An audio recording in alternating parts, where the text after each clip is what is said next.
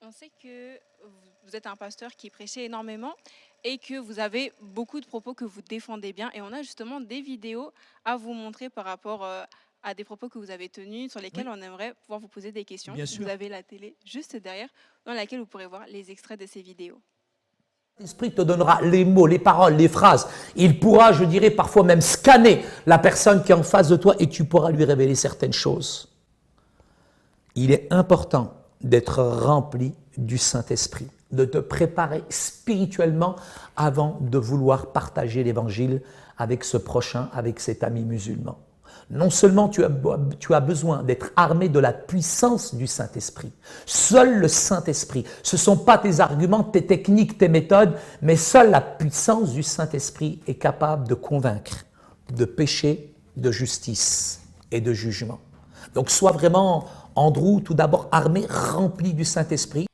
Je serai le 4 février à l'Assemblée nationale à Paris. Je vais recevoir mon diplôme du ministre de l'Intérieur. Il y a quelques années, j'ai fait l'Institut des hautes études du monde religieux. J'ai passé un diplôme universitaire. J'ai fait toutes mes études dans le social. Aujourd'hui, je suis en Master 2 à l'École pratique des hautes études qui est en partenariat avec la Sorbonne. L'année prochaine, Dieu voulant, je serai en doctorat en thèse. Au travers de ces vidéos, on voit que vous tenez deux convictions qui ont l'air très différentes l'une de l'autre. Dans la première vidéo, vous dites que la conversion, lorsqu'on parle à quelqu'un, elle ne se convertit pas par notre propre intelligence et par les mots que l'on formule, mais par l'action du Saint-Esprit. Et dans la deuxième vidéo, on voit que vous dites que vous avez fait de nombreuses études, que vous avez un bon bagage dans tout ce qui est domaine interreligieux et autres. Du coup, quel est l'équilibre? Est-ce que c'est le Saint-Esprit qui convainc ou bien est-ce qu'on doit faire des études théologiques pour bien montrer aux incroyants que c'est Jésus le chemin de la vérité et la vie?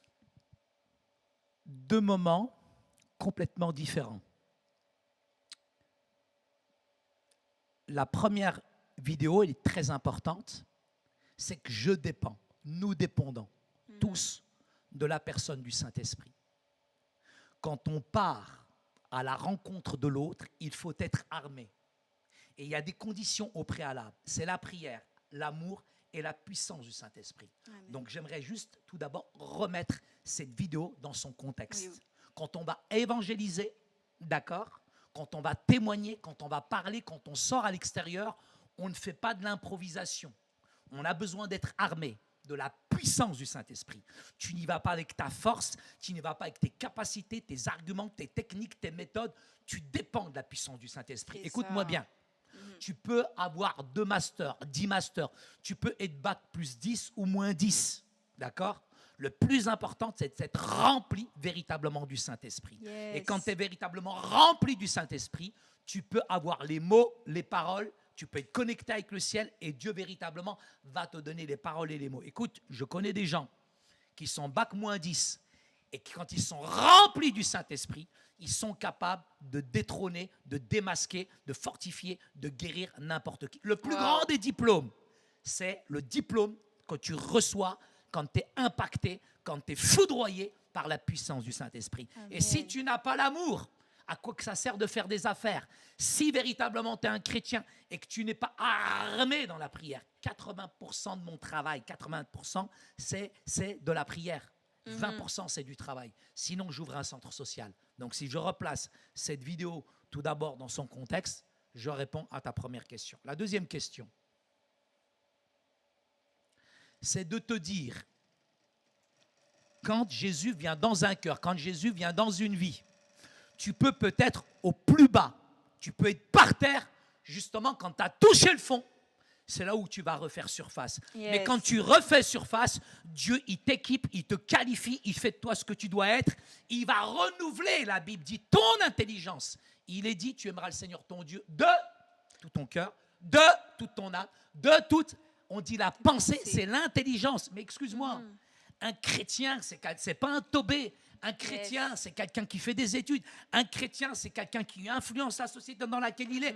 Un chrétien, aujourd'hui, on ne peut pas simplement passer un CAP boucher et rester boucher toute notre vie. On ne peut pas passer un CAP boulanger et être boulanger toute notre vie. Tu peux passer 5, 10, 15 CAP.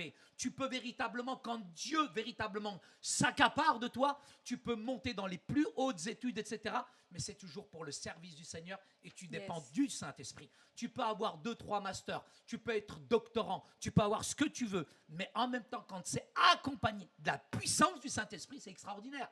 Saint Paul, l'apôtre Paul, il avait tous les bagages. Il avait tous les bagages. Je connais des gens, c'est des monstres en théologie. C'est des montagnes en théologie. Ben, ces montagnes en théologie, quand elles ont été foudroyées par la puissance du Saint-Esprit, on les voit, elles sont devenues une nouvelle personne. Pierre, avant la Pentecôte, Pierre, après la Pentecôte, c'est 2 personnes différentes. Tu peux avoir ce que tu veux comme bagage, mais si tu n'es pas rempli du Saint-Esprit, à quoi ça sert ces bagages?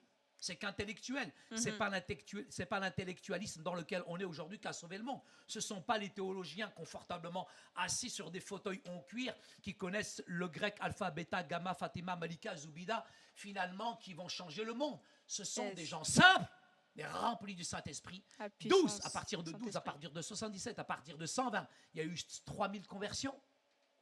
C'est pas parce qu'ils ont fait la Sorbonne qu'il y a eu 3000 conversions. C'est parce que la puissance du Saint-Esprit a été là et qu'elle a décimé les gens qui étaient là. Merci. On a une deuxième vidéo à vous montrer où on a aussi une question à vous poser. Quand j'ai voulu travailler parmi mon peuple, dans ma région avec ma femme, tous les pasteurs de la région ont dit il est en train de faire des églises communautaires. Ils avaient la rage. On m'a foudroyé. On m'a frappé, on m'a cogné.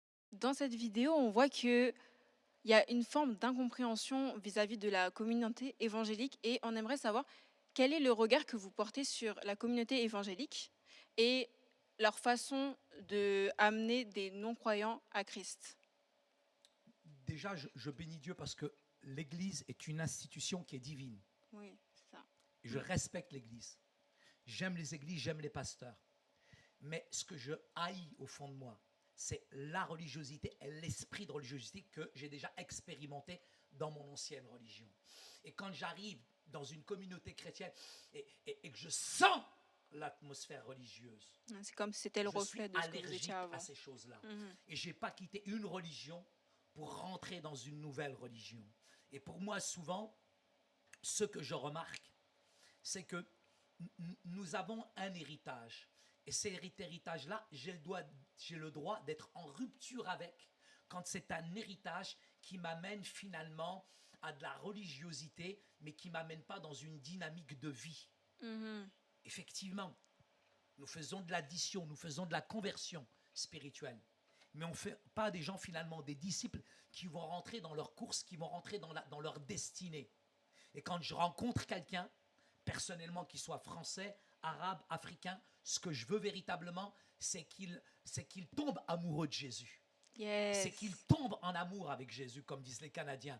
C'est pas qu'il devienne un chrétien de plus, comme je disais tout à l'heure, et finalement qu'il rentre dans des traditions, etc. Non, Jésus est la vie, il communique la vie, il donne la vie à qui veut la prendre. Et Dieu donne à tous généreusement. Et là, ce qui m'inquiète le plus aujourd'hui, c'est que nous avons comme une... Dès qu'on se convertit, j'ai l'impression qu'on congèle le cerveau des gens. Quand les gens se convertissent, ils n'ont plus de talent, ils n'ont plus de dons, ils n'ont plus de perspective, ils n'ont plus de rêve, ils n'ont plus rien. On remarque une chose avec les chrétiens, ils se convertissent. Et quand ils se convertissent, ils ont beaucoup de relations avec les gens qui sont à l'extérieur. Mais au bout de 7 ans, ils n'ont plus aucune relation avec les gens qui sont à l'extérieur. Et finalement, on forme un ghetto évangélique où on est dans l'entre-soi. Et sans entre-soi, il y en a marre. Sortez de vos églises, sortez de votre religiosité, sortez finalement de ce ghetto évangélique dans lequel vous êtes pour véritablement être en phase avec la réalité du terrain et en même temps être des influenceurs. Pourquoi aujourd'hui on n'est pas à la tête? Pourquoi on est la queue? Pourquoi on est en bas? Pourquoi on n'est pas en haut? Pourquoi on n'est pas devant? Pourquoi on est derrière? Parce que l'ennemi nous a volé nos talents, nos dons, etc. Et même les talents, les dons qui existent dans les églises, finalement, on n'a pas su les garder, on n'a pas su les cultiver, on n'a pas su les encourager. Comme vous, quand je vois la technique, le son, etc.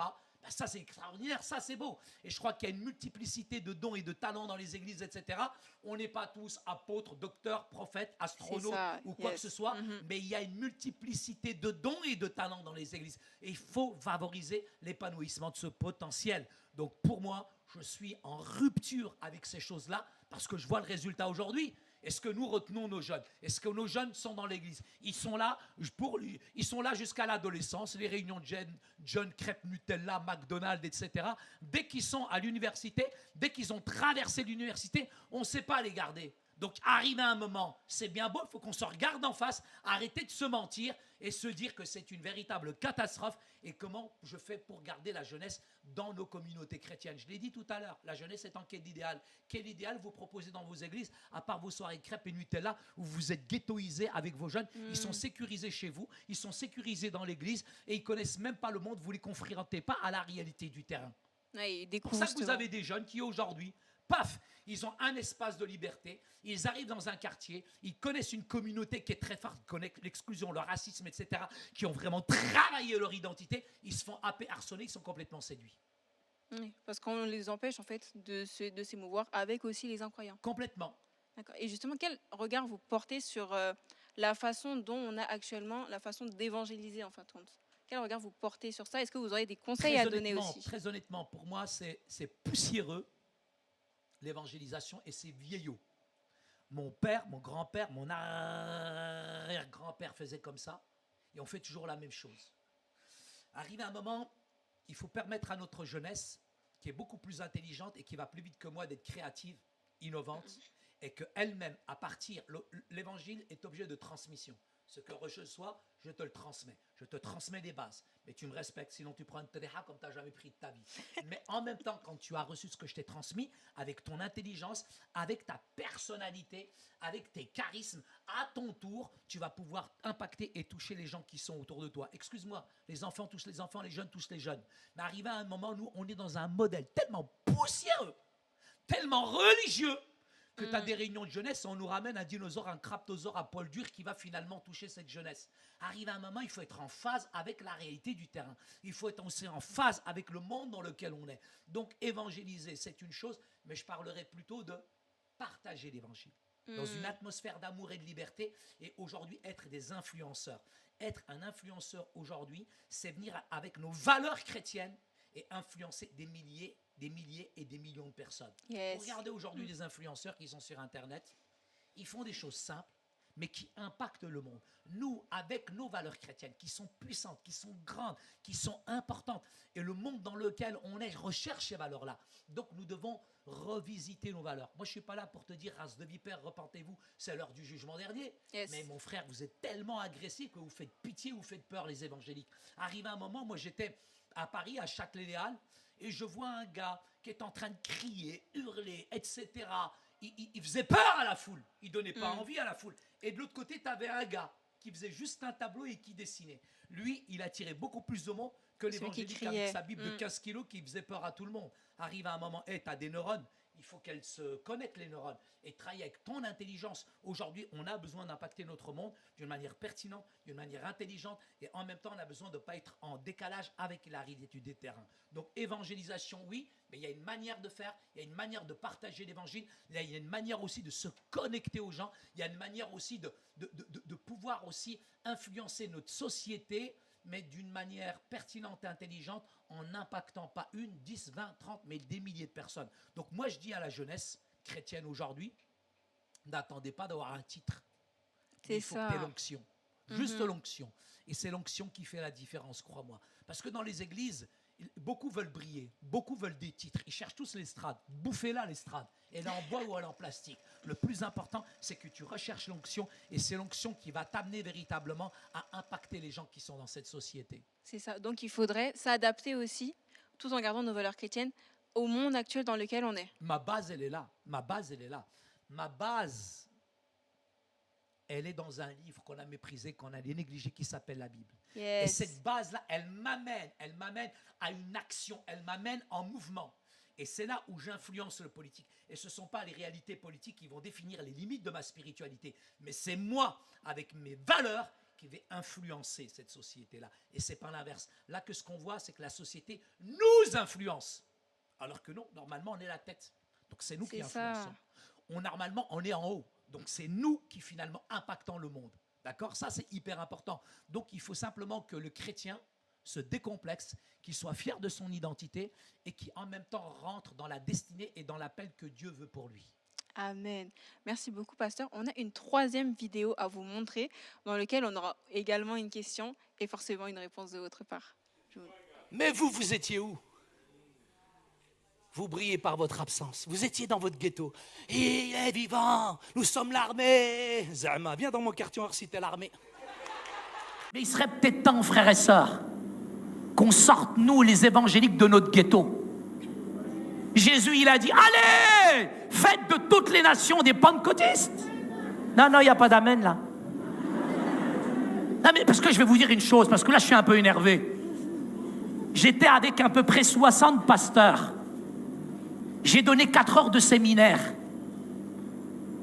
Et ces pasteurs arrivent à un moment, ils comprenaient ou nothing, niente, nada. Comment on dit rien en lingala? Ils comprenaient rien. Hein? Hello côté. Ah, ils étaient hello côté à côté, hein? Et là, comment ils m'ont énervé les pasteurs, ils m'ont énervé. À la fin, ils m'ont dit, Saïd, donne-nous 2 sujets de prière. Je leur ai dit, je prie pour que les musulmans ne viennent jamais dans vos églises. Je prie pour que les musulmans ne deviennent jamais des chrétiens, surtout s'ils vous ressemblent à vous. Allez, ils étaient énervés. Sur cette vidéo, on voit qu'il y a quand même une sorte d'incompréhension par rapport à votre façon d'annoncer l'évangile, par rapport à votre façon d'agir. Et on aimerait savoir comment est-ce que vous réagissez face à cette incompréhension et comment est-ce que vous vous êtes senti en voyant cette incompréhension dans l'Église elle-même. Cette incompréhension, s'il y a incompréhension, il faut du temps. Et le monde évangélique est tellement figé, tellement ghettoisé, tellement ancré sur des traditions, tellement ancré sur, je dirais, un héritage qu'il faut du temps. Donc, face à cette incompréhension, Saïd a besoin de beaucoup d'amour, beaucoup de patience. Et le plus difficile à changer, c'est les mentalités. J'arrive dans certaines églises, très honnêtement, où l'église, pour moi, c'est un paquebot. Et pour qu'un paquebot change de cap, change de direction, il faut qu'il s'y prenne longtemps à l'avance. Donc, pour moi, c'est important d'être patient, d'avoir beaucoup d'amour. Et parfois, il m'arrive 7 années, 7 ans de travail pour changer la mentalité d'une église. Je sais que ce n'est pas facile, je sais que ce n'est pas évident, mais face à ces incompréhensions-là, il me faut de la patience, il me faut de l'amour, il faut aussi que je me remette en question. C'est bien beau d'être un tireur d'élite, mais j'ai besoin d'abord, avant de remettre l'église en question, j'ai besoin de me remettre en question. Mais pour moi, c'est quoi le plus important? Ce sont les âmes qui se perdent.